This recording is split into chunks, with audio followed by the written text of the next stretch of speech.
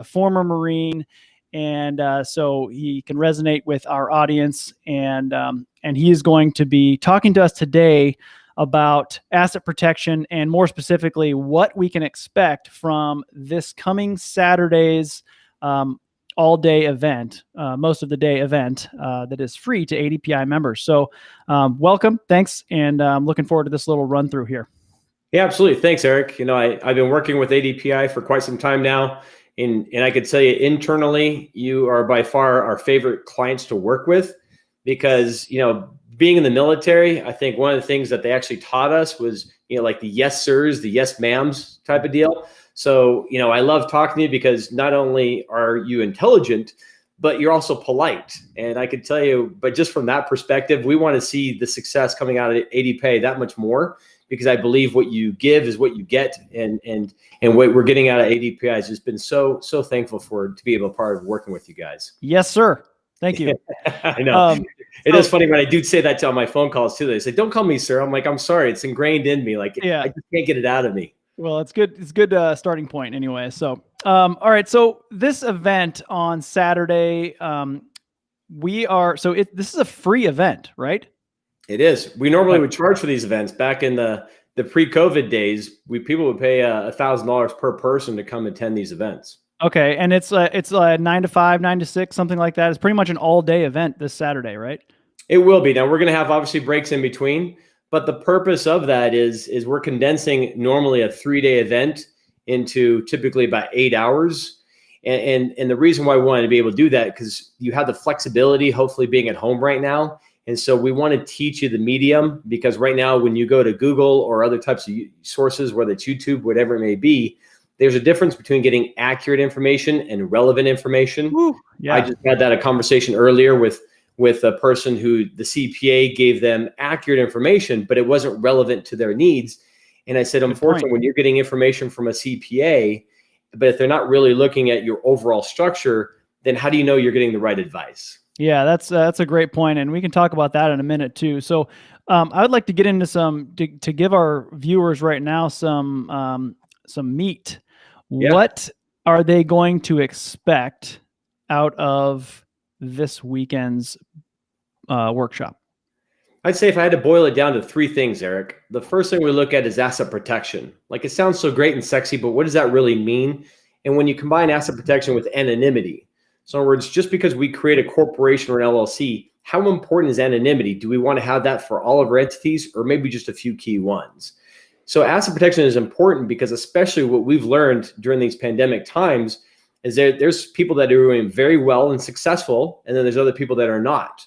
And unfortunately, if you're successful and then your tenant or somebody that you may be trying to work in business with are not successful, they unfortunately sometimes want to bring you down. And so I want to make sure that you're properly protected, because you've worked hard your entire life, and all you need is one bad lawsuit to take everything away from you. And so the operating agreement and the key components to an LLC or to the bylaws of a corporation are key. So that's the first thing we like to cover, is the asset protection component. But equally as important, in my opinion, are taxes, because whether we like it or not, taxes happens every year. The chance of getting a lawsuit may not happen every year, but if you own enough properties, it's not a matter of if, it's a matter of when it will happen. So when we look at taxes, one of the things that makes us unique is then we show you how you can qualify for so many deductions through a business that we can't qualify, or we shouldn't qualify for, as an individual on our Schedule C. And then the third part, to answer your question, Eric, is about estate planning. We've sold more living trusts in the past 6 months than we did all of last year. And the reason why I think that pandemic just brings it to the forefront of what happens if I do get sick? Do I have the power of attorney in place? Guardianship for minor children, distribution of assets. These are all key things. And I remember when I was in the military, when I first started out, you know, the Marine Corps, they gave me a will. Well, that's great when you're 18, you're single and no children. But once we kind of grow up a little bit, there's a big difference between having a will and a living trust. And so we go over the differences between those. So awesome. So asset protection, it's one thing for ADPI to teach how to build this nest egg, so to speak, or an alternative way to retire or to live or to get the things you want out of life, generational wealth we talk about. But it's the other thing to protect it. So you may be sitting there going, well, I don't have anything yet, but that's okay. You're at the right stage to start, because a lot of us, me included, are counting on Anderson Business Advisors to redo everything that we screwed up earlier on. And it's okay that we screwed it up, because it's all fixable. But I am a client of Anderson Business Advisors. I have your Platinum portal. And by the way, you're going to get some amazing discounts that they don't do for anyone else, which is insane. And thank you guys so much for doing that. And I won't spoil it. You guys can watch the magic there, but just it's pretty exciting. So once you get everything protected, how to integrate taxes into this. You're going to learn this strategy on Saturday as well, and some kind of tricks of the trade there, so to speak. And then living trust, right? I mean, I have one. I set one up prior to knowing about you guys, but you guys have helped me figure out how to use it the right way as well, and how to roll up my entities underneath it and all that stuff. So really cool that people are going to learn those 3 things and more on Saturday. So that's really cool. So let me ask you this: most commonly missed part of asset protection. What do you think it would be for somebody who's watching this? Well, I'll give you an example, Eric, because I'm with the Facebook group. And so I saw a comment just a few days ago from one of your members. And so the question seemed like a very simple question. Should I have an LLC for my primary residence? And we saw about 10 or 15 comments, but unfortunately, there were some of them that were just not giving proper advice and information. And so really when it boils down to is, when I want to go and work with somebody, I want to work with the right people that are understanding my needs. So for example, I own rental properties. The partners between them, they have over 300 rental properties. As a law firm, less than 1% of attorneys out there focus in on asset protection, and even less even have the tax capabilities to go with it. So to answer your question, when you're learning and want to be able to do something, I want to make sure that you're talking with the proper people, but more importantly, having somebody who's actually doing what you're doing to be able to take place. Yeah, that's great. I mean, again, just total integration and learning how to do it the right way, and getting started even before you start building an empire or building whatever asset, whatever group or asset class it is that you're trying to do. Anderson Business Advisors is going to help you on Saturday. The link is going to be provided in the comments here. It's also, I've been posting it all week, and there's several posts that are going to be later this week as well. So what is one last question for you, unless you have more, but what is one thing that you wish you knew? So imagine you're just getting started. What is the one thing about asset protection that you wish you would have known right at the beginning? It's a great question. Like, I remember when I first started buying real estate back in 2005, I thought I was going to be the next real estate mogul. And so I was advised, after buying a few properties in my own name, says a friend of mine who's a real estate investor says, Corey, you should go create an LLC. Okay, what do I do? Because I definitely recommend to go through an attorney. You don't want to go online. Here are the reasons why. I said, okay. So I go see an attorney, and he says, well, Corey, I don't specialize in that part of law. Let me refer you to a real estate attorney. So I go pay $2,000 for this LLC. I get this operating agreement, everything taking place. I go see my accountant a few months later. I say, Adele, she's my accountant. I said, Adele, I got this LLC created for my properties. She's like, great. How is the LLC taxed? It's taxed as an LLC. She goes, no, an LLC is not recognized by the IRS. How is it taxed? I don't know.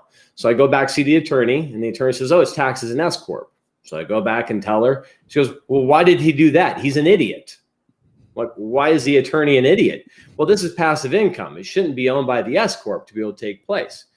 So I'm like, well, who do I trust? Do I trust the attorney? Do I trust the CBA to be able to take place? So I think the biggest advice that I've learned through the years is making sure that we're talking to the right people when it comes to something like that, because I look at them both at a high regard between an attorney and a CPA, but to make sure that they're also on the same pages to accomplish what you want to be able to do. Giving another example, one of the things that I learned, well, what about qualifying for a loan?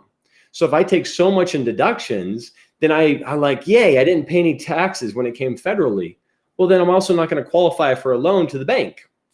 Now, what makes us unique, in the military, yes, we have the VA loans, but, we understand the limitations that go with that. So when we try to get another conventional type of loan or something else taking place, well, if I look very poor on paper, no bank's going to want to loan to me. So now you have to find, well, what's going to be more important to you? Do you want to qualify for the loans so you can buy more houses?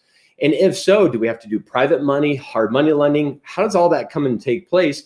And a lot of people just don't understand the nuances and differences between it. So I think that's another key part to be able to take place is going zero in taxes sounds great until you want to get a loan. So those would be the two key pieces of advice that I would look at. And to your point, Eric, earlier, before we met you, you already had some type of structure taking place, and there were some good components to it. And let's face it, there were some areas that were probably not suited the best that we would have liked, right, to put it mildly, right? And so when I look at something that if you're just first starting off, it's always great to work with us at the beginning, especially if you're going to be doing a syndication. Maybe you want to invest into a multifamily where you don't want to necessarily do that in your own name. Or you're just starting off in the business, you're still in the military, but you want to do some flips, or you're doing some house hacking, or if you just have some other rental properties when you're a PCS and going to a different location, what do you do with that existing property? And now let's rent it out. Let's get some income coming in. Those are three completely different strategies. And so you have to make sure that you're talking to the right person to be able to help you in those areas. And that's where obviously Clint gives a great presentation. He takes information that most people would consider boring, taxes and asset protection. He does such a great job to really make it lively. And we've done so many wonderful videos on live streams to be able to really make it entertaining for you, but at the same time, make sure it's very content rich. Awesome. So we're going to expect all of that and more this weekend, guys. You're going to see the link down below. I've been posting it all week. Look at some of my posts, but make sure that you get registered. It's free. In fact, I registered. I will be there learning constantly. And as soon as you register, they even have a gift for you as you register. As soon as you get in there, you get some, well, it's for, sending, I think it's 7 free videos just for registering. So, wow. Really cool. So get in there, guys. And we'll see you all there. Corey, thanks so much. You guys heard it from Corey Posgay, Anderson Business Advisors, and, former Marine. He's in the group too. So when you're posting and he's answering, you know that it's somebody who has your best interest in mind, both legally, but also from the brotherhood. So thanks a lot, Corey. We will see you on Saturday. I'm sure you'll be tuned in. I'll be there. We'll be there too. Cool. Absolutely. All Thanks, right, Eric. I appreciate it. And thank you. I look forward to seeing you all on Saturday. All right. See you then.